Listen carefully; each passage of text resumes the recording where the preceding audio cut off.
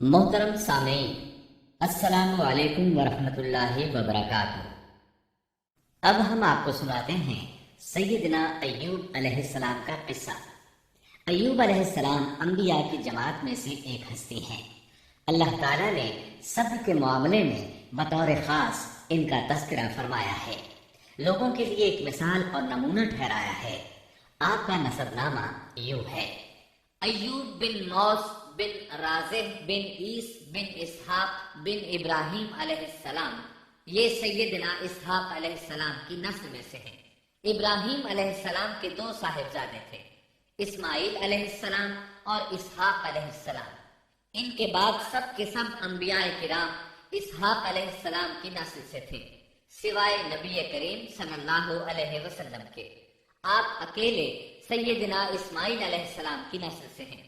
اسحاق علیہ السلام کے بیٹے ہیں یعقوب علیہ السلام۔ انہی یعقوب علیہ السلام کو اسرائیل بھی کہا جاتا ہے۔ اسی نسبت سے بنی اسرائیل کا مطلب ہے یعقوب علیہ السلام کی آل اولاد۔ یعقوب علیہ السلام کے 12 بیٹے تھے۔ ان کے بیٹوں کو اسباط بھی کہتے ہیں۔ ان کا تذکرہ قرآن میں بھی آتا ہے۔ اب سوال یہ ہے کہ جن اسباط کا تذکرہ قرآن مجید میں انبیاء کرام علیہ السلام کے ساتھ کیا گیا ہے، کیا وہ یعقوب علیہ السلام کے بیٹے تھے یا ان بیٹوں کی اولاد میں سے تھے؟ اکثر علماء کرام نے یہ اشارہ دیا ہے کہ اسباط لفظ سے جن انبیاء کرام علیہ السلام کی طرف اشارہ کیا گیا ہے وہ یعقوب علیہ السلام کے بیٹے نہیں ہیں، اس لیے کہ انہوں نے تو یوسف علیہ السلام کے قتل کی کوشش کی تھی، اپنے والد سے جھوٹ بولا تھا، ایسے اور بھی غلط کام کیے تھے، تو ان حرکات کی کرنے والے انبیاء نہیں ہو سکتے، جبکہ اسباط سے مراد وہ انبیاء کرام ہوں گے جو ان بیٹوں کی نسل سے آئے ہوں گے۔ بنی اسرائیل کے 12 قبیلے تھے اور قبیلے کو سبط بھی کہتے ہیں، اس لیے انہیں اسباط بھی کہا جاتا ہے، یعنی بنی اسرائیل ان قبیلوں میں تقسیم ہو گئے۔ اسی طرح سیدنا ایوب علیہ السلام سیدنا اسحاق علیہ السلام کی اولاد میں سے ہوئے۔ سورہ انعام آیت 84 میں اللہ فرماتے ہیں: اور اس کی اولاد میں سے داؤد اور سلیمان اور ایوب اور یوسف اور موسیٰ اور ہارون۔ تو یہ سب کے سب سیدنا ابراہیم علیہ السلام کی نسل سے تھے۔ ایوب علیہ السلام بھی اللہ تعالیٰ کے نبی اور رسول تھے۔ سورۃ النساء آیت 163 میں اللہ تعالیٰ فرماتے ہیں: یقیناً ہم نے آپ کی طرف اسی طرح وحی کی ہے جیسا کہ نوح اور ان کے بعد والے نبیوں کی طرف کی، اور ہم نے وحی کی ابراہیم اور اسماعیل اور اسحاق اور یعقوب اور ان کی اولادوں پر، اور عیسیٰ اور ایوب اور یونس اور ہارون اور سلیمان کی طرف، اور ہم نے داؤد کو زبور عطا فرمائی۔ اللہ تعالیٰ نے ان سب انبیاء کرام علیہ السلام کی طرف وحی فرمائی، اور ایوب علیہ السلام بھی ان رسولوں میں سے ایک ہیں۔ اللہ تعالیٰ نے آپ کو آپ کی قوم سوران کی طرف مبعوث فرمایا۔ یہ قوم ملک شام میں رہائش پذیر تھی۔ آپ بہت زیادہ مالدار تھے۔ اللہ تعالیٰ نے آپ کو بہت زیادہ نعمتوں سے نوازا تھا۔ آپ کے پاس بے شمار مویشی تھے، لا تعداد نوکر چاکر تھے۔ اللہ نے آپ کو بہت سی زرعی زمین بھی عطا فرمائی تھی۔ آپ تاجر بھی تھے۔ تجارت کا سلسلہ دور دور تک پھیلا ہوا تھا۔ اللہ تعالیٰ نے آپ کو کثیر اولاد بھی عطا فرمائی تھی۔ آپ کے ہاں 7 بیٹے اور 7 بیٹیاں تھیں۔ آپ خود بھی صحت مند اور طاقتور تھے۔ آپ کے اصحاب کی تعداد بھی کافی تھی۔ گویا اللہ تعالیٰ نے آپ کو گوناگون نعمتوں سے نوازا تھا۔ آپ روئے زمین پر نعمتوں سے مالا مال شخص تھے۔ اللہ تعالیٰ نے آپ کو آزمانا چاہا تاکہ بعد میں آنے والے لوگوں کے لیے آپ صبر کی مثال بن جائیں۔ آخر صبر کا مرحلہ شروع ہو گیا۔ آپ کا سب مال و متاع ہلاک ہو گیا، یہاں تک کہ آپ فقیر ہو گئے۔ آپ کی زندگی ہی میں آپ کی ساری اولاد اللہ کو پیاری ہو گئی۔ کسی کا ایک بیٹا بھی فوت ہو جائے تو وہ کتنا غمگین ہوتا ہے، متاثر ہوتا ہے۔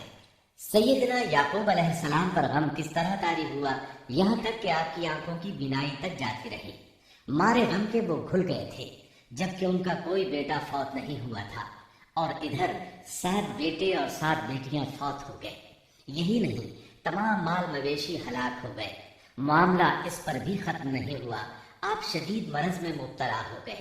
بیماری اس قدر شدید تھی کہ آپ چلنے پھرنے سے معذور ہو گئے، اٹھنے کی سکت نہ رہ گئی، یہاں تک کہ آپ کا گوشت گرنے لگا۔ آپ کی آزمائش انتہا کو پہنچ گئی۔ اب آپ کے ساتھی بھی آپ کا ساتھ چھوڑنے لگے۔ انہیں خوف محسوس ہوا کہ کہیں ان کی بیماری انہیں بھی نہ لگ جائے، کہیں یہ کوئی ایسی بیماری نہ ہو جو ایک سے دوسرے کو لگتی ہو۔ اس طرح سوائے دو کے سب ساتھی آپ کا ساتھ چھوڑ گئے، کوئی آپ کے قریب نہ آتا تھا۔ جو دو ساتھی ساتھ چھوڑ کر نہیں گئے تھے وہ بھی ذرا دور کھڑے ہو کر بات کرتے تھے۔ آپ کی خدمت کے لیے بس آپ کی بیوی رہ گئی۔ وہ بہت وفادار بیوی تھی۔ یہ زوجہ محترمہ آپ کی خدمت کرتی، آپ کو کھلاتی پلاتی، آپ کو نہلاتی۔ پھر نوبت یہاں تک پہنچی کہ سارا ہی مال بالکل ختم ہو گیا۔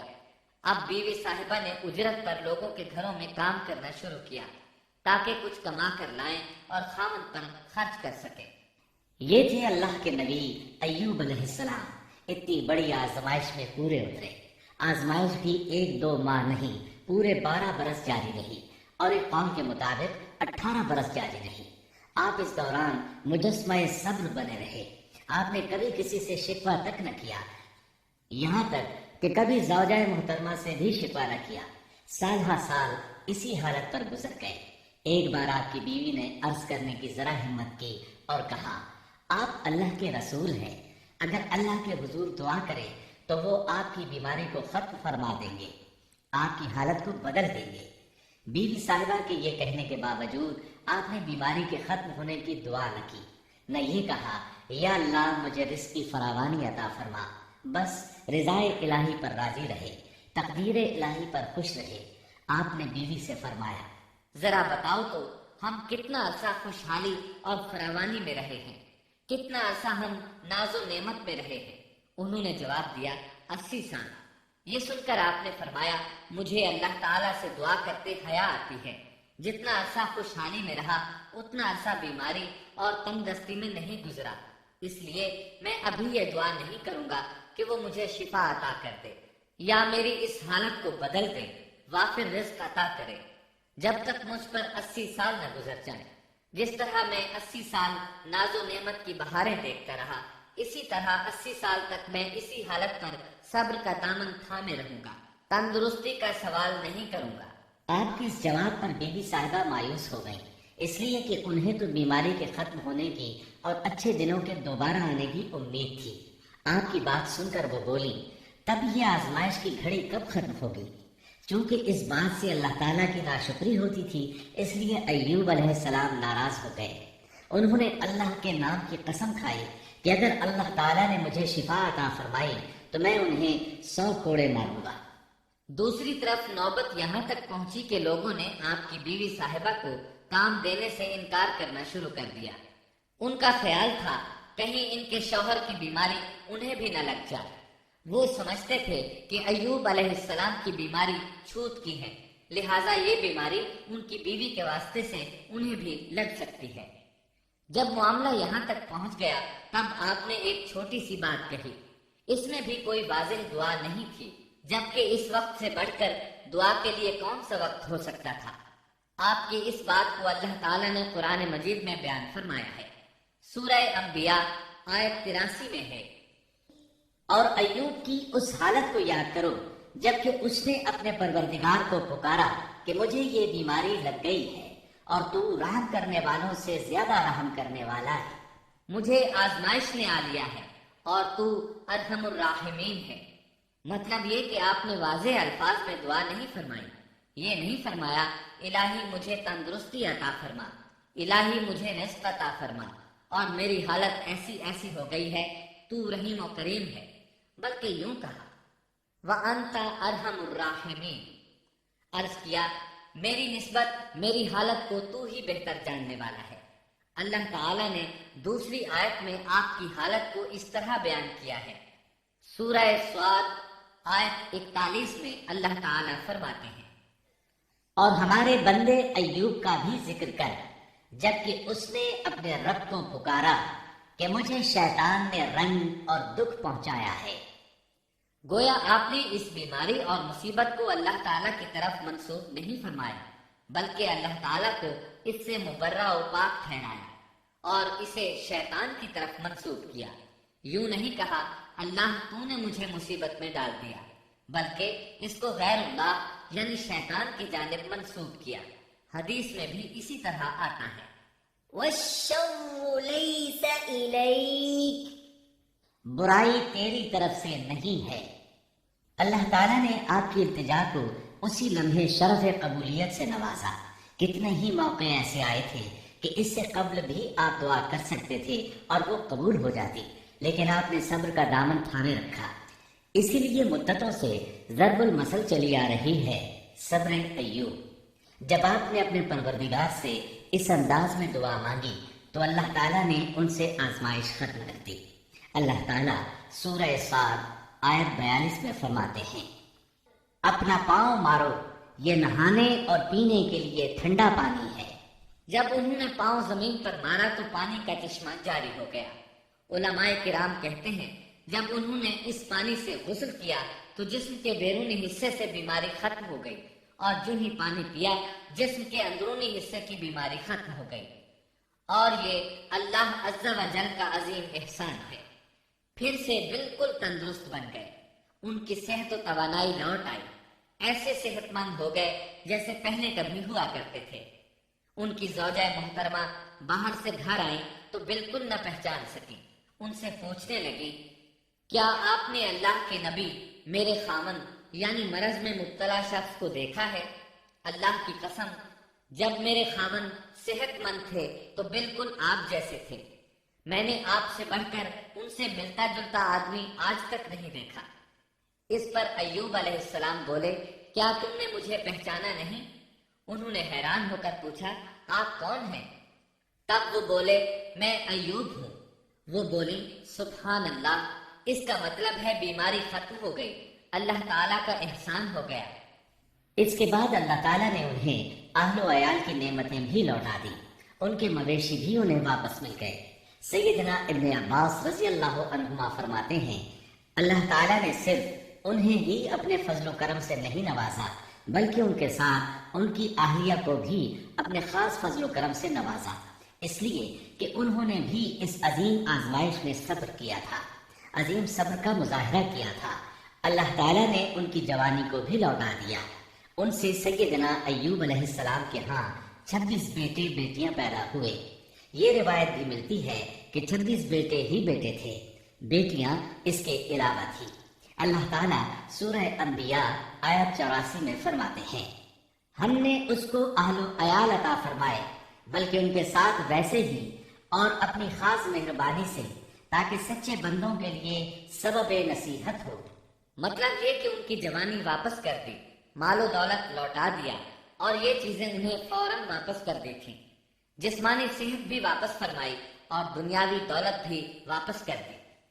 امام بخاری، امام احمد اور دیگر محدثین نبی کریم صلی اللہ علیہ وسلم سے روایت بیان کرتے ہیں کہ نبی کریم صلی اللہ علیہ وسلم نے فرمایا، جب سیدنا ایوب علیہ السلام غسل فرما رہے تھے تو ان پر ٹڈیوں کی موسلا دھار بارش ہونے لگی۔ یہ ٹڈیاں کیا تھیں؟ وہ سونے کی ٹڈیاں تھیں۔ اللہ تعالیٰ ان کو غسل کے دوران ہی اتارنے لگے۔ ایوب علیہ السلام نے ان کو کپڑے میں جمع کرنا شروع کیا۔ اس پر اللہ تعالیٰ نے فرمایا، اے ایوب، کیا میں نے تجھے مالدار نہیں بنا دیا؟ اس نئے نازل ہونے والے مال سے بے پرواہ نہیں بنا دیا؟ ایوب علیہ السلام نے عرض کیا، جی ہاں میرے پروردگار، لیکن میں آپ کی رحمت اور برکت سے تو بے پرواہ نہیں ہو سکتا۔ ہاں اے رب، لیکن میں تیری برکت سے دور کیسے رہ سکتا ہوں؟ ان کا مال و دولت سب واپس مل گیا، اہل و عیال بھی مل گئے، صحت بھی پلٹ آئی۔ یہ سب اللہ کے خاص فضل و کرم سے تھا اور اس عظیم صبر کے صلے میں تھا جو انہوں نے کیا تھا۔ اللہ تعالیٰ نے ان کی اہلیہ محترمہ پر بھی نرمی فرمائی، جیسا کہ سورہ صاد آیت 44 میں فرماتے ہیں، اور اپنے ہاتھ میں تنکوں کی ایک جھاڑو پکڑو، بالکل باریک تنکوں کی ایک جھاڑو لو، اس میں 100 تنکے ہوں، ان کو اکٹھا کر لو۔